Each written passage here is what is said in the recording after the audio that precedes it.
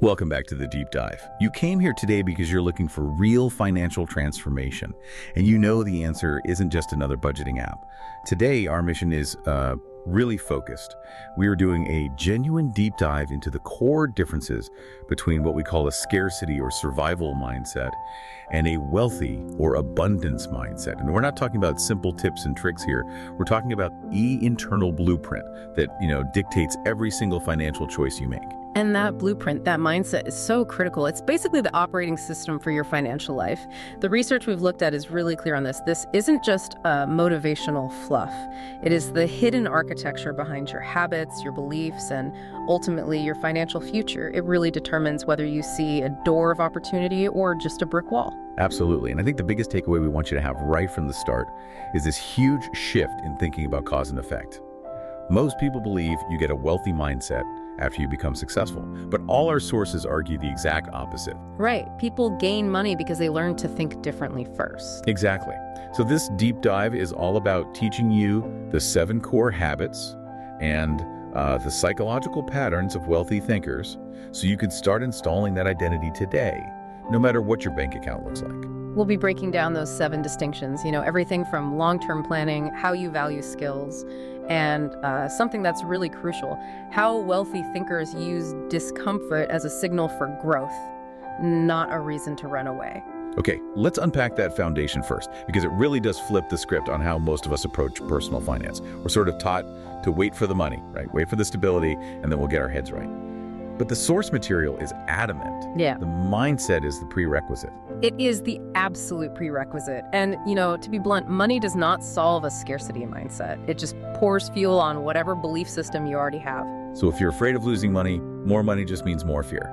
Exactly. Think about it. If you're operating from a place of fear, a big windfall will only amplify your terror of losing it. You'll become more anxious, paralyzed even. Money doesn't create confidence. Confidence creates the foundation that lets money work for you. So we need to look at any current financial struggles, not as a personal failure, but maybe as evidence of this survival program running in the background. What exactly is that? Where does it come from? The survival program is a very effective but ultimately limiting piece of psychological code. It develops pretty naturally when you grow up in an environment where money is all about stress, anxiety, arguments. Right, so the threat of things getting shut off. Right. Utilities, housing, food insecurity. When that's your reality, your brain isn't wired for opportunity. It's wired for immediate threat assessment and, minimizing risk at all costs. That sounds completely exhausting, but also perfectly logical given the circumstances. It is entirely logical, but the cost is huge. When you're running that survival program, your focus is entirely short term. It's just about surviving the week. You can't cognitively afford the luxury of thinking about investing or skill building. Every ounce of your mental energy is focused on the immediate crisis. Do I have enough for the electric bill?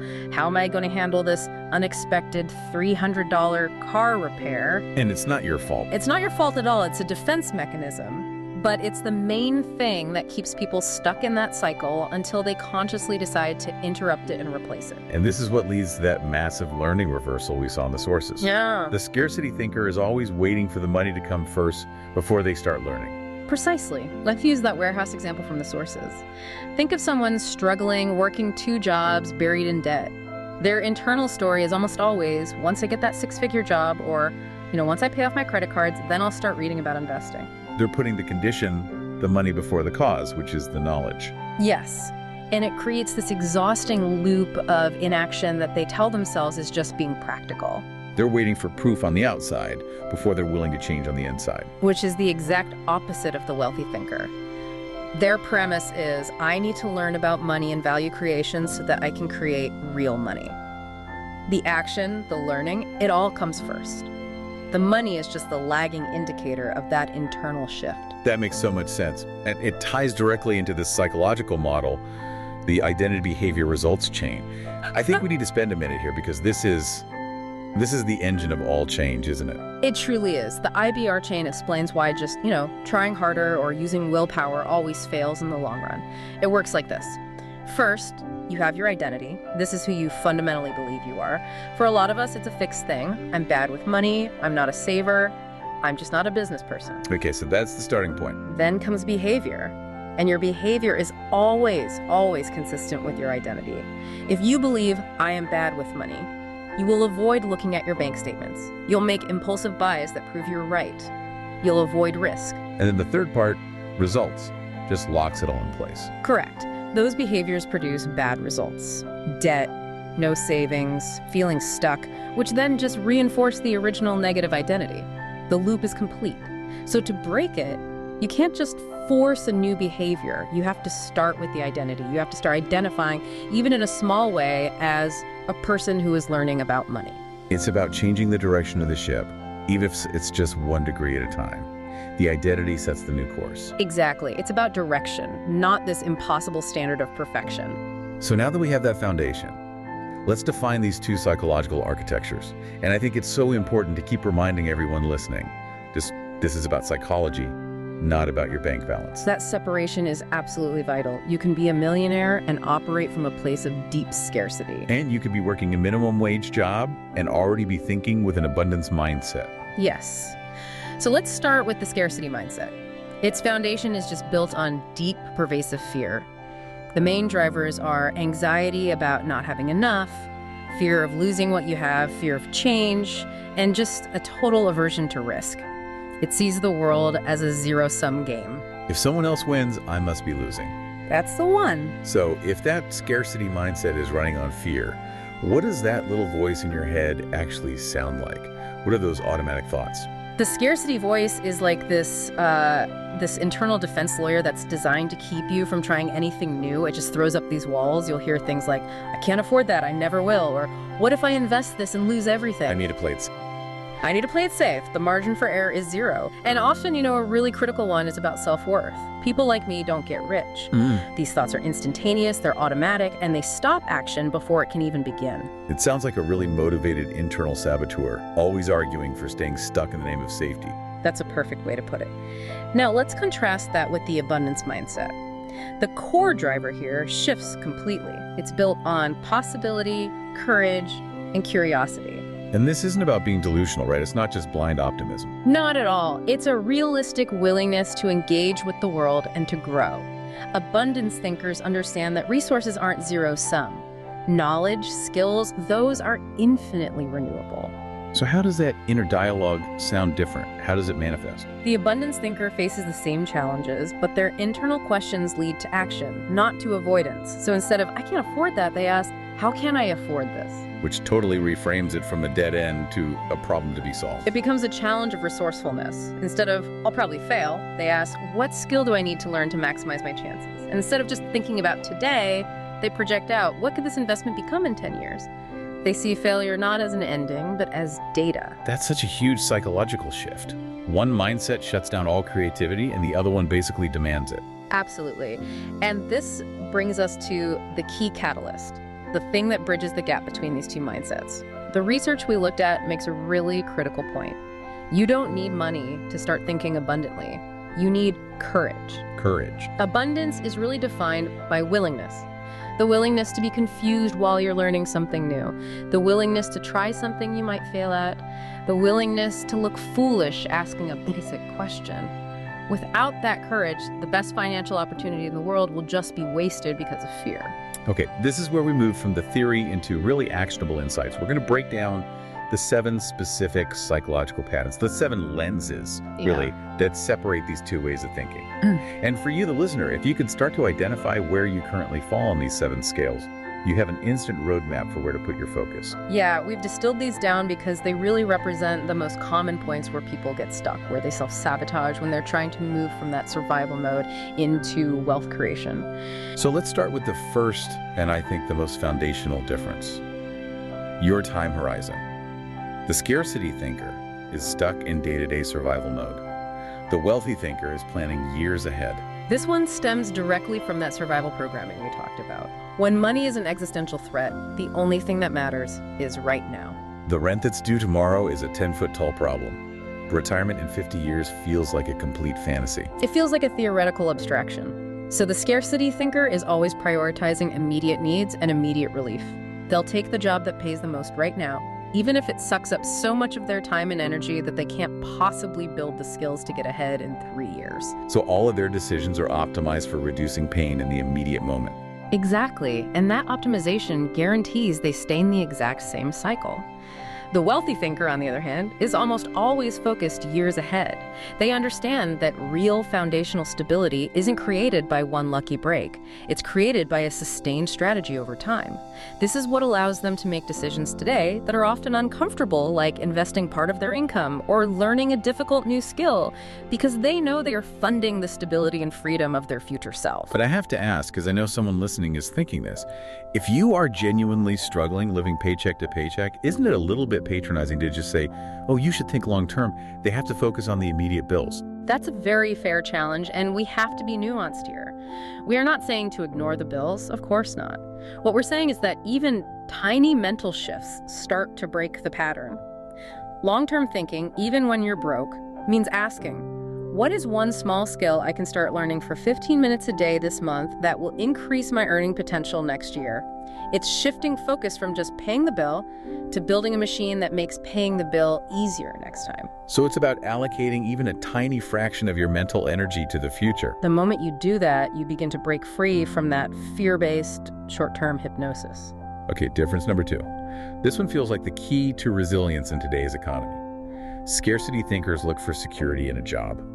Wealthy thinkers find security in their skills. This is a profound distinction. The scarcity mindset gets its entire sense of security and identity from a job contract, a single paycheck, a single job title, and this makes them incredibly vulnerable. Because if the company restructures or your industry gets disrupted by AI, or you just get a hostile boss, your whole financial world is on a knife's edge.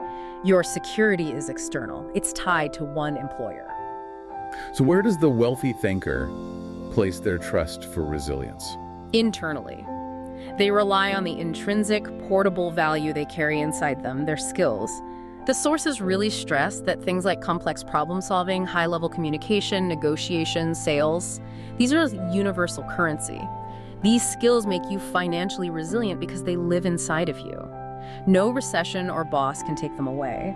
If you lose one job, you have a deep trust that you can apply those skills to a new job, a side business, consulting work, whatever. So it sounds like the scarcity thinker wants stability of employment, but the wealthy thinker is aiming for stability of income generation capacity. That's a perfect way to say it. One is passive and dependent, the other is active and self-reliant. The wealthy thinker is always intentionally building their skills, like they're constantly upgrading their own internal software. Which explains why they might take a lower paying job for a little while. Right, if it gives them access to high leverage skills or key contacts that they know will build a much higher income floor for them later on. The third difference gets into our emotional relationship with money. For the scarcity thinker, money is. It's highly charged. It's either this acute danger or an immediate reward. The emotional intensity here is huge. If money has always meant stress and shame and conflict in your life, you often see it as an active danger, something that causes pain and has to be handled with extreme caution. Which leads to paralysis. You're too scared to invest or take any risks. Exactly. Or, on the flip side, when a paycheck finally arrives, it's seen as an instant reward, a license to go spend, to relieve all the stress that built up over the last few weeks. That emotional view leads directly to impulsive behavior. You're reacting to money based on your past trauma or your current emotional state, not logic.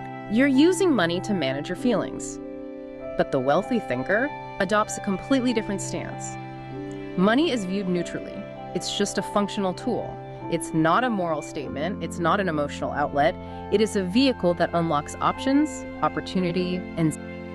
So what does that utility shift look like in the real world? For the wealthy thinker, money's main purpose shifts from just paying bills or buying comfort to expanding life choices. They use it strategically to, 1, buy back their time by hiring help or automating things, 2, fund their education to build more skills, 3, generate more money through investing, and 4, provide a buffer against future shocks. So they're allocating money based on what it can create for them in the future. Exactly. Based on its capacity to generate more opportunity, not its capacity to provide instant emotional relief. This neutral view is what allows them to step back and make really strategic decisions, while the scarcity thinker is just constantly reacting to the emotional pull of the money itself. That strategic neutrality is such a powerful shift. If you can stop seeing money as a source of stress and start seeing it as a tool for expansion, I mean, everything changes. Let's keep going with the final 4 differences.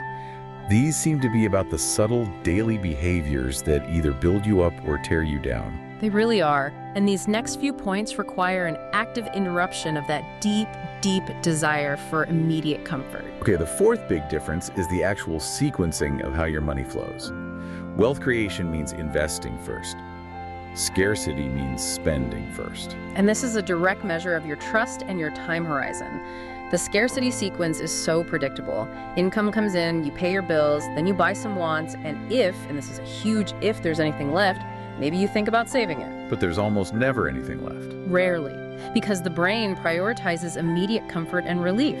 Investing feels distant, it feels risky.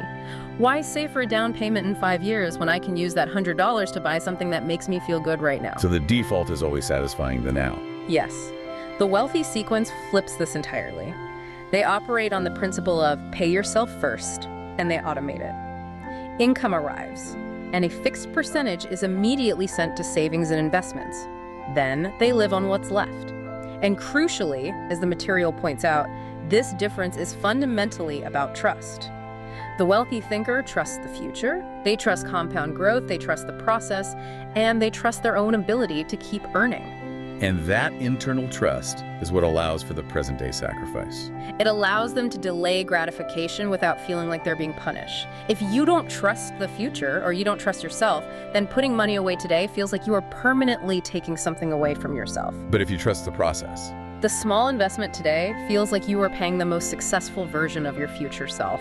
That mental calculation changes everything. Difference 5 is all about our commitment to knowledge. Scarcity thinking tends to stop learning after high school or college. Wealthy thinking sees continuous learning as a way of life. This is less about getting more degrees and more about adopting an identity of growth. The scarcity limitation is so often rooted in shame and a feeling of resignation. The limiting beliefs are loud. Like what? Like, I should already know how to do my taxes, which makes them too embarrassed to ask for help. Or, I'm too old to learn a new digital skill, which shuts down entire income streams. Or, that's too complicated, I'm not smart enough. These are just psychological walls that prevent them from getting the exact knowledge they need to move forward. So the door to getting better is locked by this fixed idea about their own intelligence. Absolutely. The wealthy identity, though, operates from a place of curiosity and humility. They just assume they can always improve and that they can learn anything they need to. They prioritize investing their time and money into knowledge books, courses, mentors. They see it as the highest form of leverage. They're not afraid of looking foolish asking a beginner question. No, they're afraid of stagnating. This one is so important because it really determines whether you stay in your comfort zone forever or step towards real opportunity. Scarcity avoids discomfort at all costs. Wealth understands that discomfort is a necessary part of growth. This might be the hardest shift to make because avoiding discomfort is a basic survival instinct.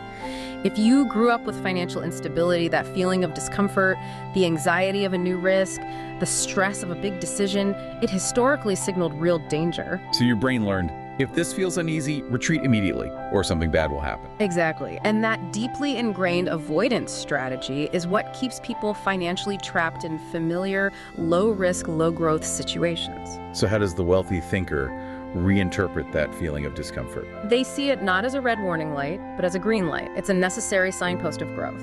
They understand that every single action that creates real upward mobility involves stepping outside the familiar. Think about it. Negotiating a higher salary is uncomfortable. Starting a business and dealing with cash flow anxiety is very uncomfortable.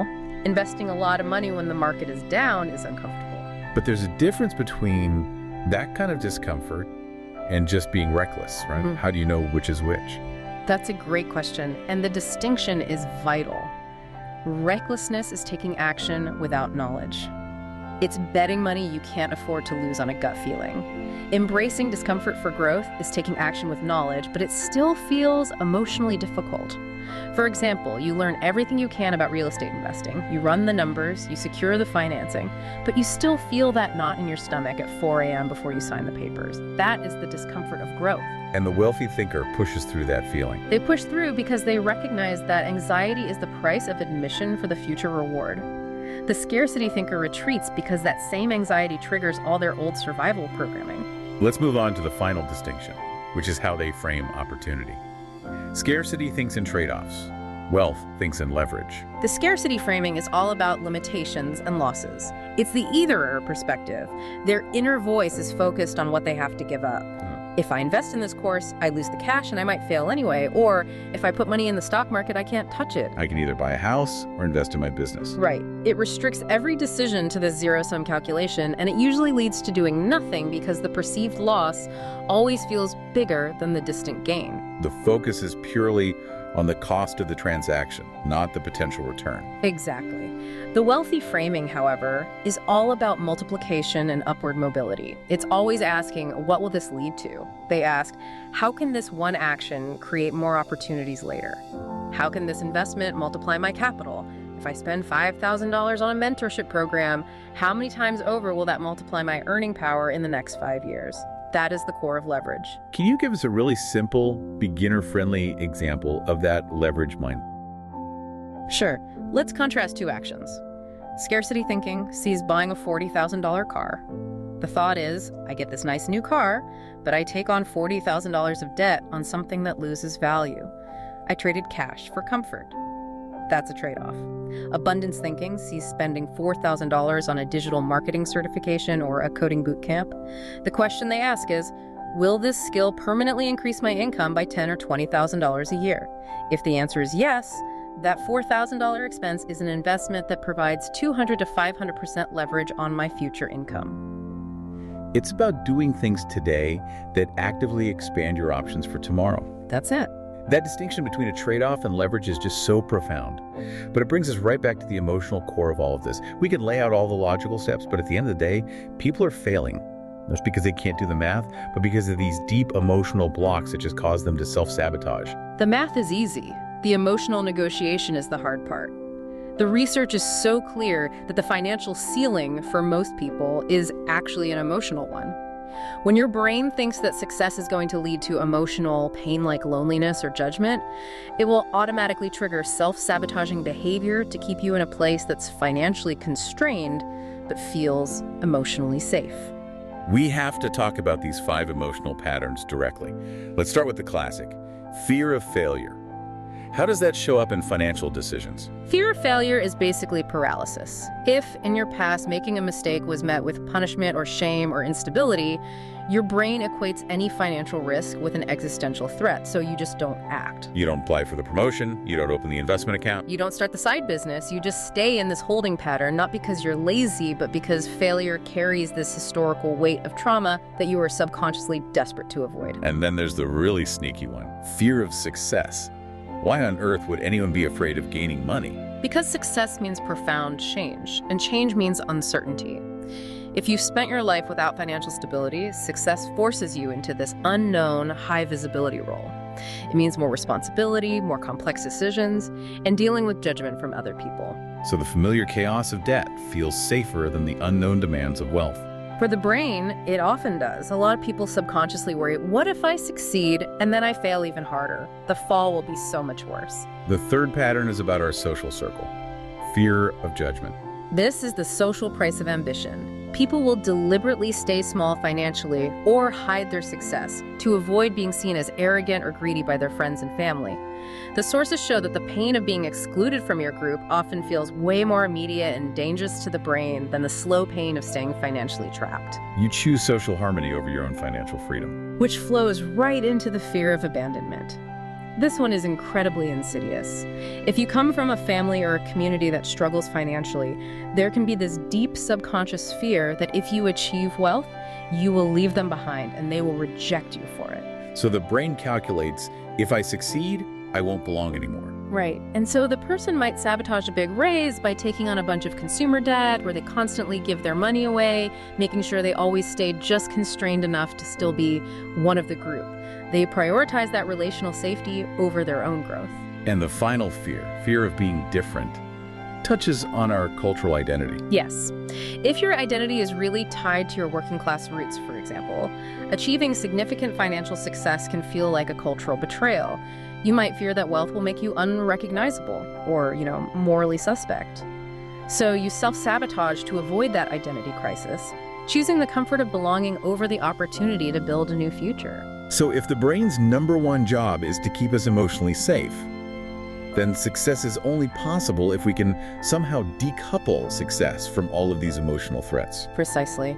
And healing these patterns requires conscious awareness and gentleness. It's not about shaming yourself for having these fears. It's about noticing them, naming them, and then gently questioning where that old programming came from. Let's bring this back to the engine of all this change: identity.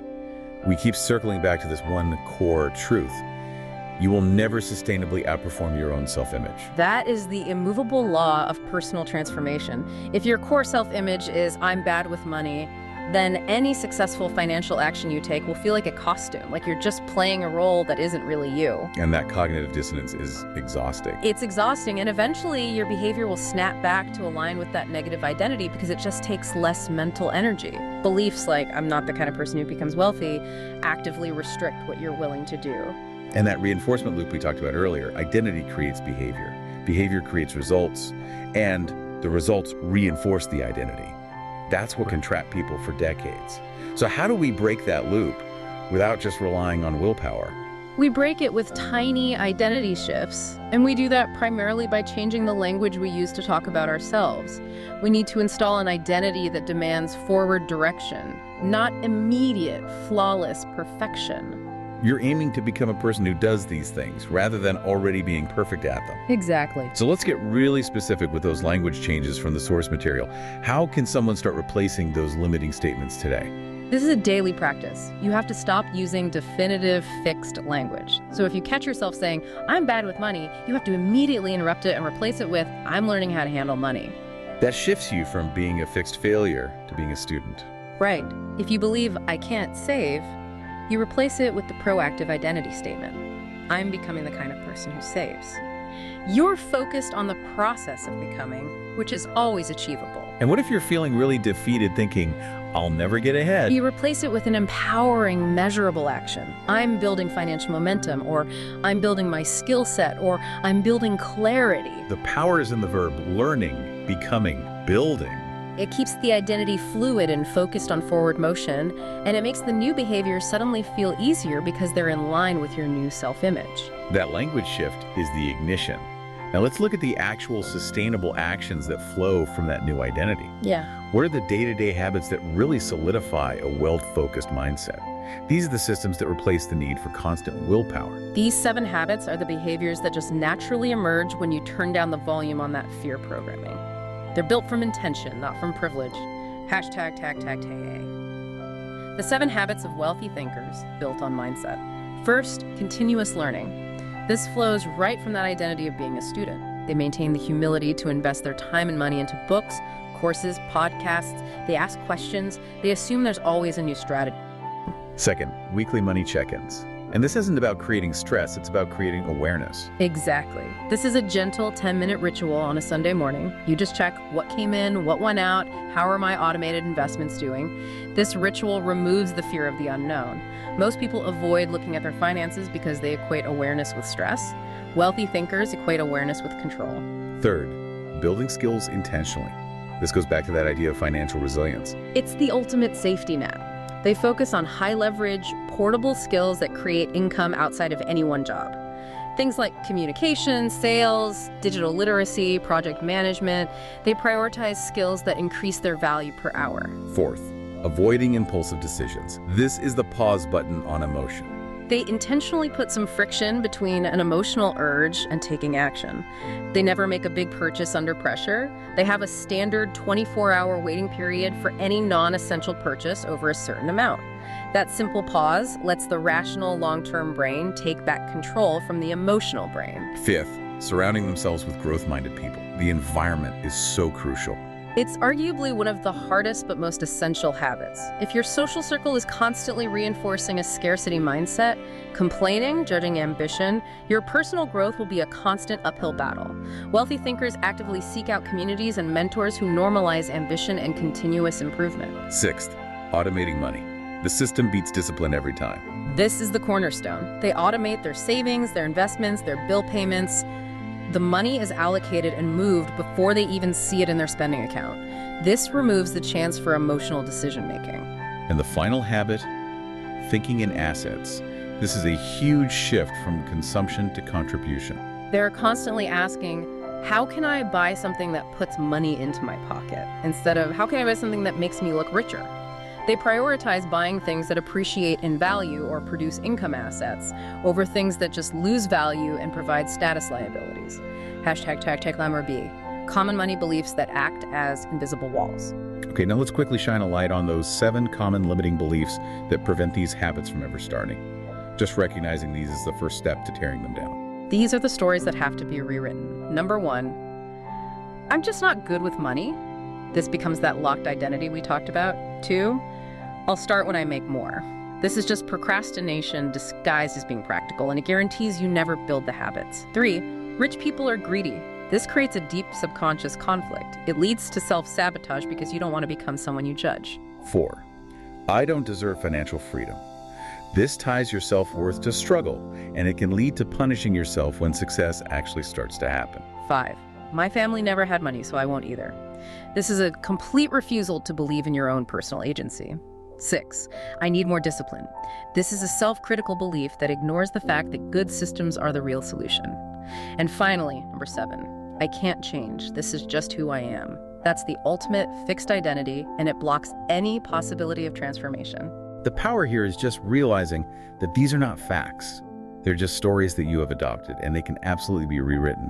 Okay, so since this whole process has to be gentle and sustainable, let's detail that simple 4-step framework from the sources for gradually rewiring these deep beliefs. This is about small iterations, not some big dramatic revolution. Exactly. This framework moves you from being controlled by a belief to simply observing it and replacing it, all without shame or forced positivity. Step 1 is awareness. This is the foundation.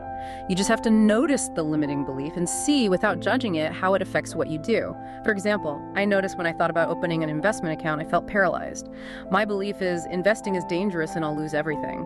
You just name the belief and the behavior it causes. And step 2 is really important for removing the shame that's attached to that belief. Step 2 is release. You detach from the belief by understanding why it's there. You acknowledge that it served a purpose in the past. Maybe it was trying to protect you when money was scarce. Releasing it means recognizing it's just old, outdated software, not a personal flaw. You thank it for trying to keep you safe, and you gently let it go. Step 3 is the active replacement. Step 3 is rewire. You gently replace the old belief with a more supportive, directional one. The goal is always to inject possibility. So if the old story was, investing is risky, the new one becomes, I'm learning to take calculated risks so my money can grow. The new belief just has to feel plausible, not delusional. And finally, you have to create the proof. Step 4 is reinforce. You repeat the new belief, and most importantly, you take small, aligned actions that create proof that the new belief is true.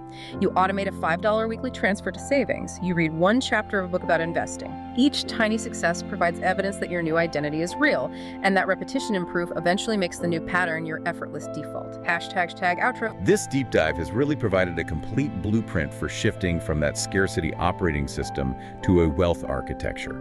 We've established that the work really begins not in your bank account, but in your mind. So let's leave you with the 5 core truths that sort of summarize this whole journey.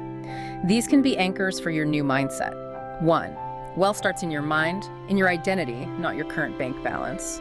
2, handling money well is a skill you can learn, not a destiny you were born with. 3, your past financial struggles do not define your future potential. 4, you don't need perfection, you just need direction and consistent, gentle action. And 5, mindset shifts create behavior shifts, which are what ultimately create lasting results. And now for that provocative final thought for you to carry with you today. We spent some time talking about visualizing that calm, confident future version of yourself, the one who trusts themselves, who sees money as a tool, and who is no longer paralyzed by fear. The challenge we want to leave you with is to recognize that this competent, successful version of you is already possible. They are not waiting for some huge external event. They are simply waiting for you to commit to the first small step of changing your thinking today. That successful, confident person is simply the result of the identity you choose to install right now. The work doesn't start when the money shows up. The work begins today by consciously choosing to think and act like the person you are becoming. Thank you so much for joining us and for your willingness to explore this path. We trust that you will use this blueprint immediately. Thank you for joining us for this deep dive. We'll see you next time.